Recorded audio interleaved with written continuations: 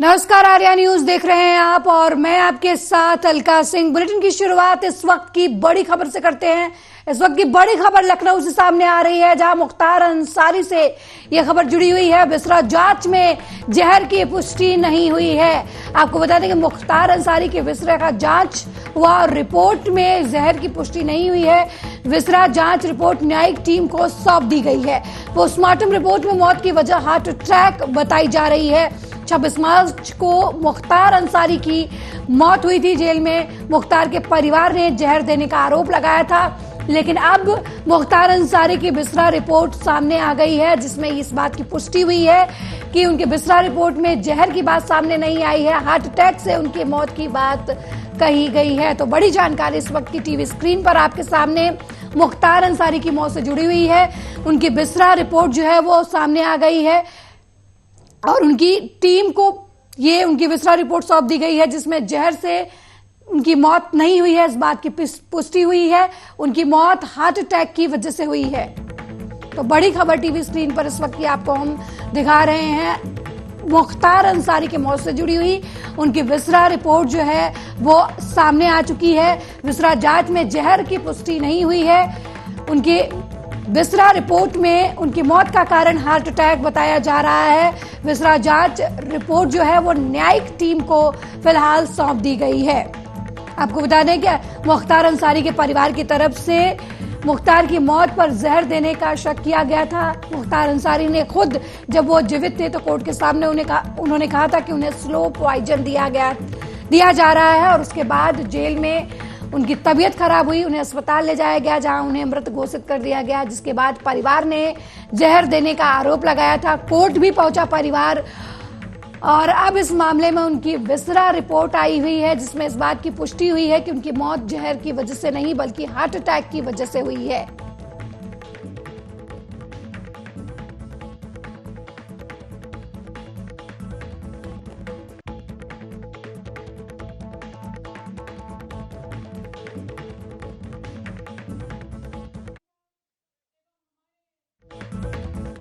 Heart attack से मुख्तार अंसारी की मौत की वजह जो है वो बताई जा रही है। परिवार ने न्यायालय में इस बात की गुहार लगाई थी कि मुख्तार अंसारी की मौत जहर देने की वजह से हुई थी। इसकी न्याय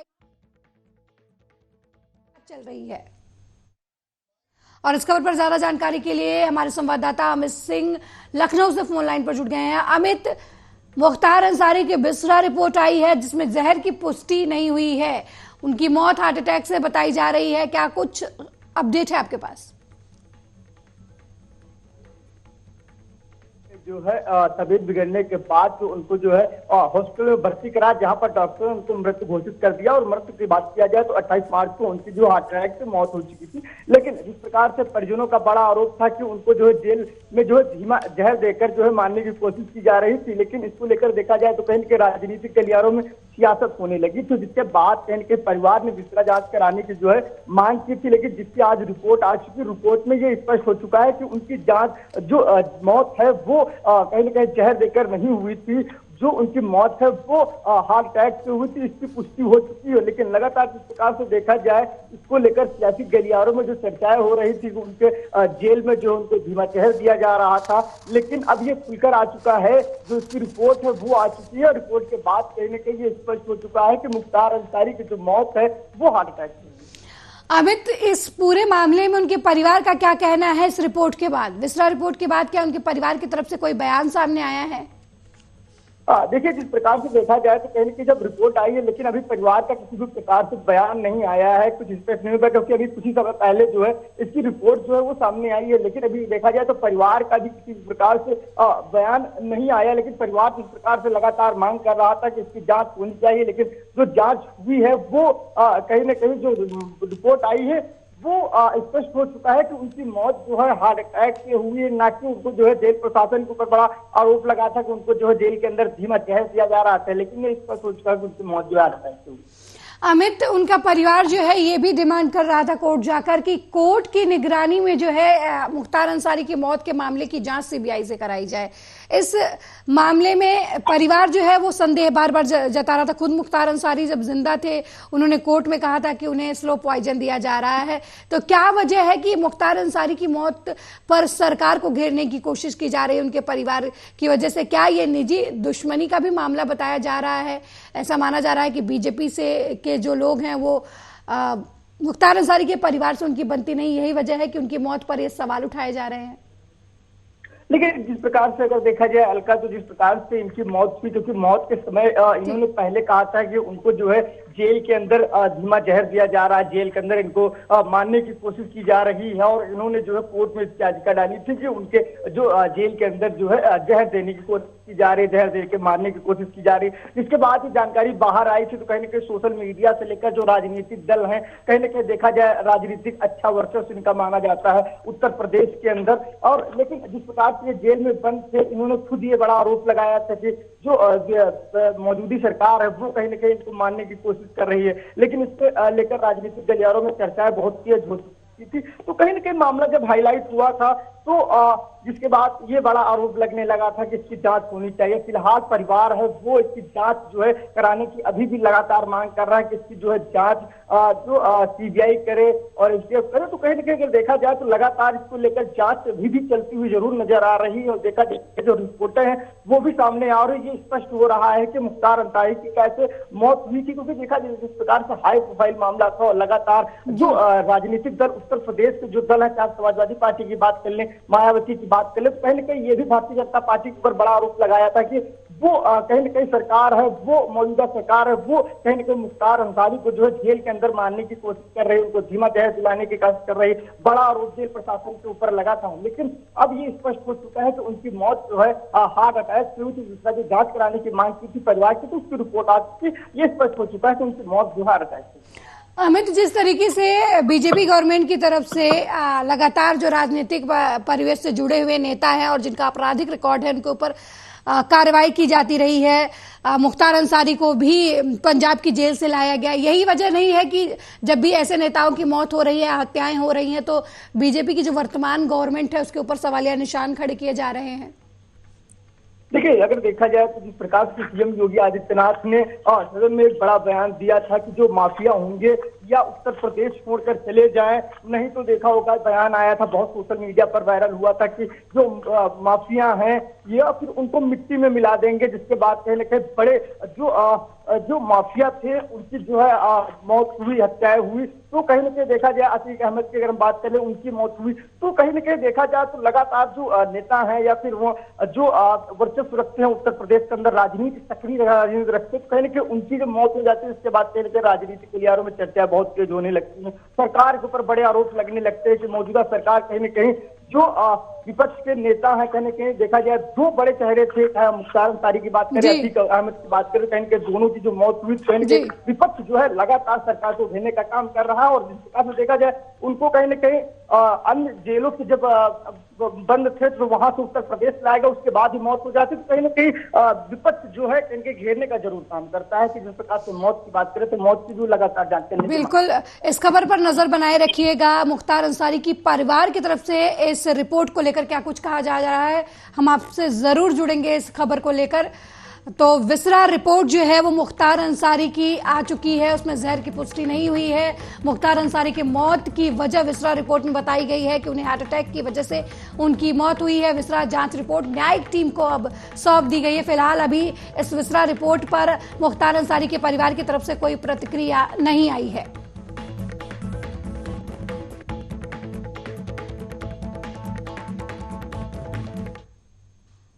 अगली बड़ी खबर भी लखनऊ से जुड़ी हुई है। अखिलेश यादव के दौरे को लेकर यह खबर सामने आई है। अखिलेश यादव 2 जिलों में प्रचार करेंगे। अलीगढ़ मेरठ में अखिलेश जनसभा को संबोधित करेंगे।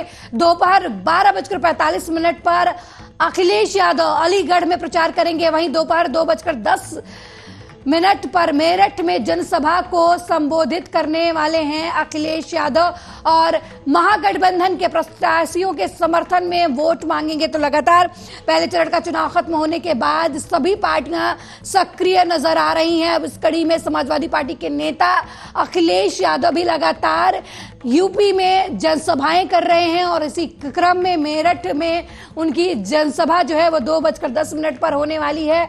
दूसरी तरफ अखिलेश यादव के निशाने पर बीजेपी है और अपने प्रत्याशियों के समर्थन में वोट मांग रहे हैं। आपको बता दें कि उत्तर प्रदेश में महागठबंधन और बीजेपी सरकार के बीच कांटे की टक्कर मानी जा रही है। अखिलेश यादव और राहुल गांधी की जोड़ी जब से बनी है तब से लगातार बीजेपी की तरफ से इन नेताओं के ऊपर हमला किया जा रहा है। वहीं दूसरी तरफ अखिलेश यादव और राहुल गांधी की तरफ से जो प्रेस कॉन्फ्रेंस की गई थी उसमें कहा गया था कि हमें लगता था कि बीजेपी की 180 सीटें आएंगी, लेकिन वो 150 से कम सीटें आ रही हैं सूत्रों के मुताबिक। और अब इसी कड़ी में अखिलेश यादव लगातार उत्तर प्रदेश में जनसभाएं करते नजर आ रहे हैं। अलीगढ़ में वो 1:15 बजे जो है प्रचार प्रसार के लिए पहुंचेंगे और महागठबंधन के प्रत्याशियों के लिए वोट मांगेंगे। वहीं दूसरी तरफ 2:10 पर मेरठ में भी जनसभा को संबोधित कर सकते हैं अखिलेश यादव। तो उत्तर प्रदेश में महागठबंधन के नेता जो हैं वो सक्रिय हो गए हैं। पहले चरण का चुनाव खत्म हो चुका है। दूसरे चरण में उत्तर प्रदेश में 8 सीटों पर चुनाव होने वाला है। इसको लेकर पक्ष और विपक्ष दोनों तरफ से लगातार जनसभाएं की जा रही हैं। एक तरफ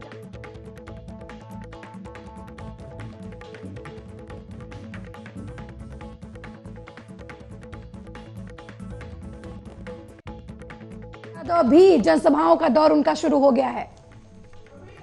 और ज्यादा जानकारी के लिए एक बार फिर हमारे संवाददाता अमित फोन लाइन पर हमारे साथ जुड़ गए हैं। अमित, 2 जगहों पर अखिलेश यादव की जनसभा होनी है, अलीगढ़ और मेरठ में, क्या कुछ अपडेट है आपके पास? देखिए, जिस प्रकार से देखा जाए उत्तर प्रदेश में जिस प्रकार से चुनाव को लेकर लगातार जो है नेता है वो सक्रिय होते हुए नजर आ रहे हैं, वो लगातार जनसभाएं को संबोधित करते हुए नजर आ रहे हैं। अगर इसी क्रम में अखिलेश यादव की बात करें तो अखिलेश यादव भी आज 2 जिले के दौरे पर रहेंगे, अलीगढ़ और मेरठ। और अखिलेश यादव की क्योंकि देखा जाए जिस प्रकार से पहले फेज की जो है कहीं न कहीं मतदान हो चुका और दूसरे चरण के जो मतदान को लेकर लगातार जो है राजनीतिक दल है वो सक्रिय होते हुए नजर आ रहे हैं, जनसभा को संबोधित करते नजर आ रहे हैं। और लोगों को किस तरह से अपने खेमे में लिया जाए इसको लेकर लगातार वो जो है जनसभाओं को संबोधित करते हुए नजर आ रहे हैं। लेकिन अगर हम अखिलेश यादव की बात करें तो जो है अलीगढ़ के दौरे पर रहेंगे। अलीगढ़ जो है तकरीबन 1 बजे के आसपास अखिलेश यादव वहां पर पहुंचेंगे। दूसरी अगर बात करें तो दोपहर के बाद जो 2 बजे के बाद मेरठ अखिलेश यादव पहुंचेंगे। लेकिन जिस प्रकार से देखा जाए हम मेरठ की अगर बात करें तो कहीं न कहीं मेरठ में आज ताबड़तोड़ राजनीतिक दलों के जो है दौरा देखने को मिलेंगे। अखिलेश यादव की बात करें तो आज अखिलेश यादव भी मेरठ में रहेंगे। और अगर मायावती की बात करें तो कहीं न कहीं मायावती भी मेरठ में रहने वाली है। सीएम योगी आदित्यनाथ की अगर हम बात कर लेते हैं तो वे भी मेरठ में रोड शो करेंगे। तो कहीं न कहीं इसको लेकर देखा जाए तो कहीं न कहीं जो राजनीतिक दल है वो कहीं न कहीं जो दूसरे फेज का जो है मतदान होना है वो इसको लेकर लगातार कहीं न कहीं जो प्रचार है वो पूरी तरह से करते हुए नजर आ रहे हैं। क्योंकि देखा जाए 26 तारीख को जो कहीं न कहीं वहां पर मतदान होना है, इसको लेकर पहले जनता को अपने किस तरह से खेमे में किया जाए तो इसको लेकर लगातार वो जनता के बीच में जा रहे हैं। जो उनके प्रत्याशी है कहीं न कहीं उन प्रत्याशियों को जिताने के लिए जनता के बीच में पहुंच रहे हैं और माहौल बनाने की कोशिश कर रहे हैं। और लगातार देखा जाए जो राजनीतिक दल है वो कहीं न कहीं यूपी में ताबड़तोड़ दौरे करते हुए जरूर नजर आ रहे हैं। जिस तरीके से दूसरे चरण में चुनाव होने वाले हैं 8 सीटों पर, इसमें अमरोहा की सीट छोड़ दी जाए तो इस बाकी जो सीटें हैं उस पर बीजेपी का कब्जा है। तो अखिलेश यादव के सामने किस तरीके की चुनौती है जो इन दूसरे चरण में जिन सीटों पर चुनाव होने वाले हैं, क्योंकि सभी सीटें बीजेपी के खाते में है। एक सीट अमरोहा की जो है वो बसपा के खाते में पिछली बार गई थी और अब उस सीट से जो बसपा के कैंडिडेट दानिश अली थे वो अब कांग्रेस के साथ हैं।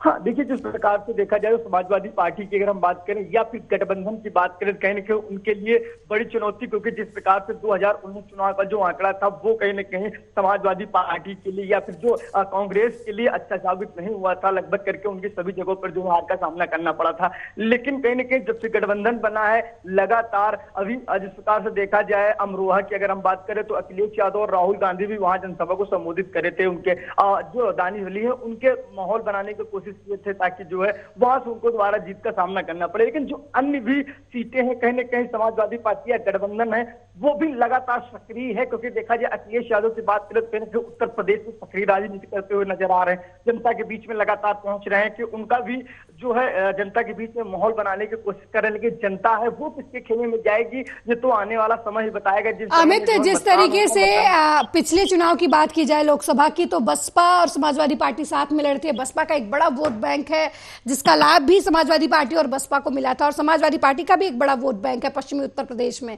तो आपको क्या लगता है पिछले लोकसभा चुनाव से और इस लोकसभा चुनाव में जो राजनीतिक समीकरण बदले हैं उसका सबसे ज्यादा फायदा किसे होता नजर आ रहा है? क्योंकि बसपा के और समाजवादी पार्टी की राहें अलग हैं, कांग्रेस और समाजवादी पार्टी का अलायंस हुआ है। दूसरी तरफ जो विधानसभा चुनाव में दो लड़के थे, एक किसान के बेटे और अखिलेश यादव, आरएलडी का भी समीकरण बदला हुआ नजर आ रहा है। आरएलडी जो है वो बीजेपी के साथ नजर आ रही है। तो कहां तक जो अभी महागठबंधन की जो टीम है समाजवादी पार्टी और अखिलेश यादव के कांग्रेस की, ये कितनी मजबूत नजर आ रही है पश्चिमी उत्तर प्रदेश में? क्योंकि किसानों का भी एक बड़ा वोट बैंक आरएलडी के बीजेपी एनडीए में शामिल होने की वजह से बीजेपी की तरफ उसका रुख जाता हुआ नजर आ रहा है। देखिए अलका, अगर देखा जाए तो कहीं ना कहीं ये जो है गठबंधन, ये पहला गठबंधन नहीं है। राहुल गांधी और अखिलेश यादव का इसके पहले भी जो है उत्तर प्रदेश में गठबंधन देखने को मिला है, लेकिन गठबंधन जो है सही साबित नहीं हुआ, क्योंकि लगभग करके इनको हार का सामना करना पड़ा। लेकिन जिस प्रकार से 2019 की हम बात करें तो इन्होंने बसपा के साथ गठबंधन किया था, और गठबंधन का भी जो है अच्छा प्रदर्शन उत्तर प्रदेश में देखने को नहीं मिला था। जिन सीटों पर चुनाव होना है कहीं ना कहीं जो दूसरे चरण में, तो वहां पर एक सीट जो है जीत हुई थी, जो मायावती और अखिलेश यादव की, जो दोनों के सहयोगी दल थे। लेकिन देखा जाए गठबंधन सभी राजनीतिक दल से इन्होंने करके देख लिया, लेकिन उत्तर प्रदेश में अच्छा प्रदर्शन नहीं देखने को मिला है। अगर हम बसपा की बात करें तो कहने की बसपा जो उत्तर प्रदेश में ऐसी स्थिति में है, न उनका प्रचार प्रसार पहले से देखने को मिला, लेकिन अब जब चुनाव नजदीक आया तो वो प्रचार प्रसार करना शुरू कर देते हैं। इसके बाद देखा होगा कि अखिलेश यादव पर बड़ा आरोप लगाया था कि जो बसपा का वोट है वो समाजवादी पार्टी में गया, लेकिन समाजवादी पार्टी का जो बसपा पे वोट नहीं गया, इसलिए जो है उत्तर प्रदेश में अच्छा प्रदर्शन नहीं रहा। लेकिन फिलहाल जनता की बात करें और अखिलेश यादव की बात करें या फिर सभी सहयोगी दलों की बात करें, तो उत्तर प्रदेश में लगातार जनता के बीच में जा रहे हैं, माहौल बनाने की कोशिश कर रहे हैं समाजवादी पार्टी को। जिन अमित, नजर बनाए रखिएगा, मेरठ में तीनों पार्टियों के दिग्गज समाजवादी पार्टी, बसपा और बीजेपी के बड़े नेता जो है वो मेरठ में रहने वाले हैं। हम आपसे लगातार उनकी जनसभाओं को लेकर अपडेट लेते रहेंगे। बहुत बहुत धन्यवाद इस खबर पर जानकारी देने के लिए। तो मेरठ में बीजेपी, सपा और बसपा के बड़े दिग्गज नेता चुनाव प्रचार के लिए मैदान में उतरे हैं। अब ये देखना होगा कि मेरठ की जनता किसके ऊपर विश्वास करती है।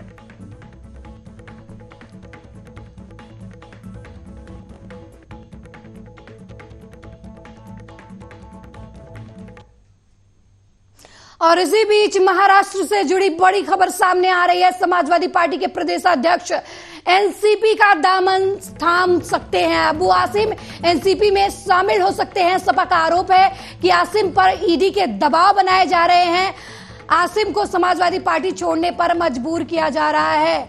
उन्हें कहा जा रहा है कि वो एनसीपी में शामिल हो जाए, नहीं तो उनके ऊपर ईडी और सीबीआई के छापे मारे जा सकते हैं। ये आरोप है समाजवादी पार्टी की तरफ से लगाया जा रहा है। तो बड़ी खबर महाराष्ट्र से इस वक्त सामने आ रही है।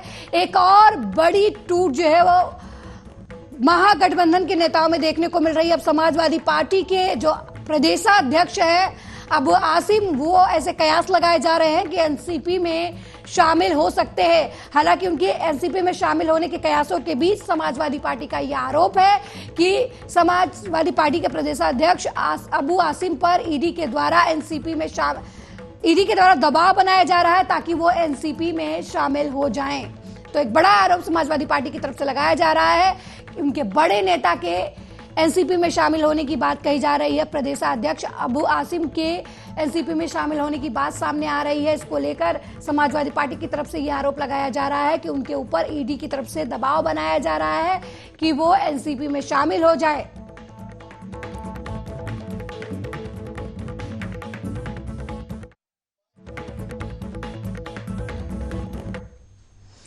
और अगली बड़ी खबर लखनऊ से सामने आ रही है। बीएसपी सुप्रीमो मायावती का दौरा आज मेरठ में होने वाला है। आपको बता दें कि मेरठ सीट के लिए प्रचार प्रसार करेंगी। हापुड़ स्थित अलीपुर में मायावती रैली करेंगी। बीएसपी प्रत्याशी के समर्थन में वोट मांगेंगी। तो अब बसपा प्रमुख मायावती लोकसभा चुनाव के दूसरे चरण की शुरुआत के बाद से एक्शन मोड में नजर आ रही हैं। हापुड़ स्थित अलीपुर में मायावती जनसभा करेंगी।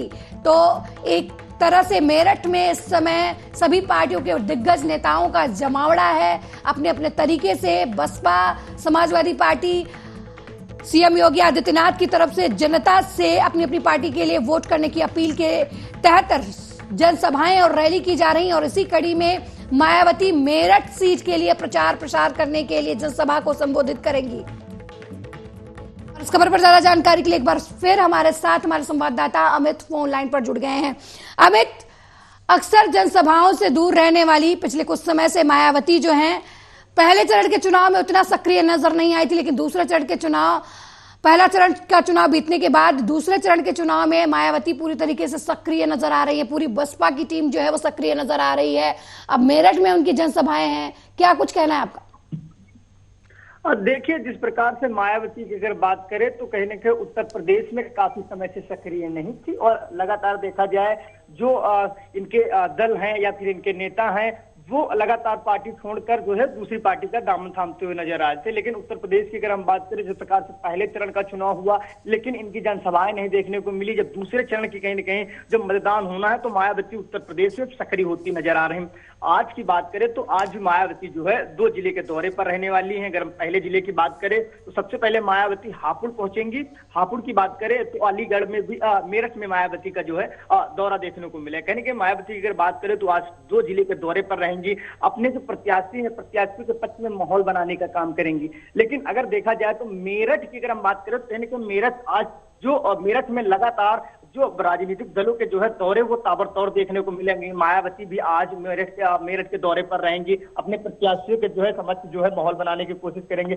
अखिलेश यादव है, लेकिन मेरठ की अगर बात करें तो कहीं मेरठ में आज सभी राजनीतिक दलों का जो है और दौरा देखने को मिलेगा। सीएम योगी आदित्यनाथ भी रोड शो करेंगे। तो कहीं उत्तर प्रदेश की बात करें तो सभी नेता जो है आज जो प्रचार प्रसार करेंगे और अपने प्रत्याशियों के तरफ जो है माहौल बनाने की कोशिश करेंगे। तो देखा जाए जिस प्रकार से दूसरे चरण में वहां पर मतदान होना है और इसके बाद कहीं के प्रचार प्रसार भी समाप्त हो जाएगा। इसके पहले जो प्रत्याशी हैं या फिर उनके दल हैं या फिर नेता है, स्टार प्रचारक हैं, वो जो जिन सीटों पर चुनाव होना कहेंगे वहां पर सक्रिय हो चुके हैं। जनता को अपने खेमे में लाने के लिए पूरी कोशिश और कवायद करते हुए जरूर नजर आ रहे हैं। अमित, विधानसभा चुनाव की बात की जाए तो बसपा की बहुत बुरी हालत देखने को मिली थी। हालांकि इसके पहले लोकसभा चुनाव 2019 में बसपा की कुछ सीटें निकली थी समाजवादी पार्टी के साथ गठबंधन के बाद, लेकिन इस बार मायावती की तरफ से अकेले चुनाव लड़ने का ऐलान किया गया है। तो कितनी मुश्किलें जो हैं वो बसपा के सामने खड़ी होती नजर आ रही हैं और कितना लोग जो है